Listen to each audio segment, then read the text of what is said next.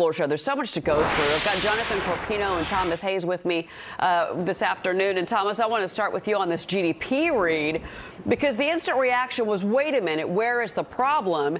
And then once you dug into the report, it was business inventories was about 0.84% of the 1.4% that we saw to the downside, as well as the export data.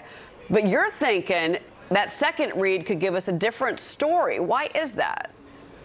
Yeah, well, Cheryl, it's not as bad as it seems. And the fear was in the market this morning because, as you said, 2 quarters consecutively of negative GDP equals a recession. But I don't think we're going to have that just yet. We did have the inversion. We may have a shallow recession sometime late next year.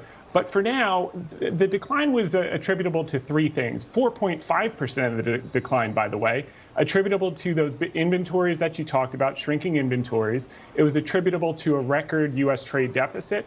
And the third thing was a reduced amount of government spending, and highly concentrated in defense spending. And we know that defense spending is going to accelerate dramatically in coming quarters around the world due to the Russia-Ukraine war and people investing more in NATO. So I think that this is something we can look through, particularly in my book, Cheryl.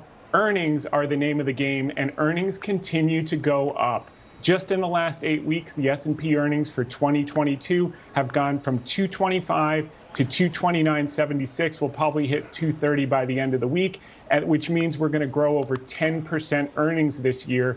And if you consider last year we peaked out at 4,800 on the S&P 500, we could potentially see low, 5,100, 5,200 peak before we even have to worry about a recession sometime next year. Those are all very good points and fair points. And I want to pick up on something you said, take this to Jonathan Corpino, and that's this defense spending story, because President Biden today came out. He wants another $33 billion in U.S. aid given over to the Ukrainians. We know that we're giving them military equipment, a lot of it right now, whether that's the back channel or they're just driving those tanks right over the border. But we are supporting the Ukrainians.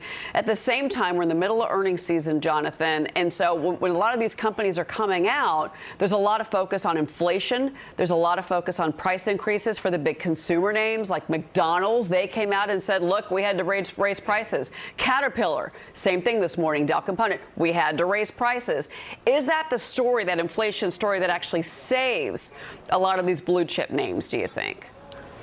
Hey, Cheryl, well, those comments that came out, that's not new news, right? I mean, we've known that prices are going to continue to go higher, whether it's food, whether it's supply chain issues. We've talked about it in microchips for quite a long time. Look at the headwinds that we've had in this last quarter, right? We've talked about inflationary levels that we haven't seen since the early 80s. We've got the Russia-Ukraine crisis.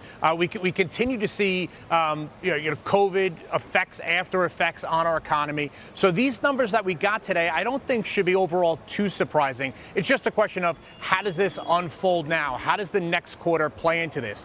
Corporate earnings always helps our markets, buoys our economy.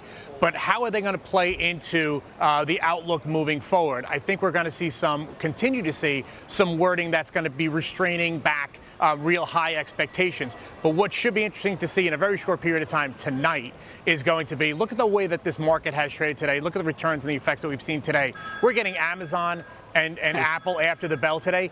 Any sign of weakness that comes out of either one of those, this market is going to be down just as much as it is up today. Shows you how volatile and fragile our markets are and can be. I think overall, long term, yes, we've seen some pullback in our markets. We're going to continue to see 2 steps forward, 1 step back mentality over the next few quarters. But in short periods of time, this volatility that we're seeing, both our markets and in the VIX especially, is not very healthy for what we need. Real quick, Tom, should we be buying tech right now?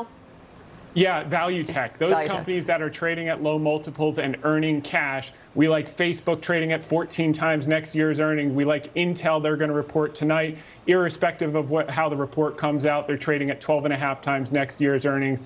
Taiwan Semiconductors, another semiconductor, they had good earnings. Guidance was a little light, but they're only trading at 14 times next year's earnings. And of course, Google, people overreacted to the short-term miss in YouTube ads with $600 million largely concentrated in Eastern Europe because of the war. They're trading at 17 times next year's earnings, and they're going to grow at 17% a year. Yeah. So these are all high-quality companies that are on sale. Sentiment got completely washed out, as we saw in the AAII sentiment survey the last few weeks. And And now I think you can buy some of these stocks that are generating cash. Tom, I love that you still call it Facebook. You're a purist like me. I just can't get on board with Meta platforms. I've said it before. All right. Yeah. John Corpino, Thomas Hayes. Guys, thank you very much. Good to see you. Appreciate it. Thank you very much. Thanks, Cheryl. All right. Well,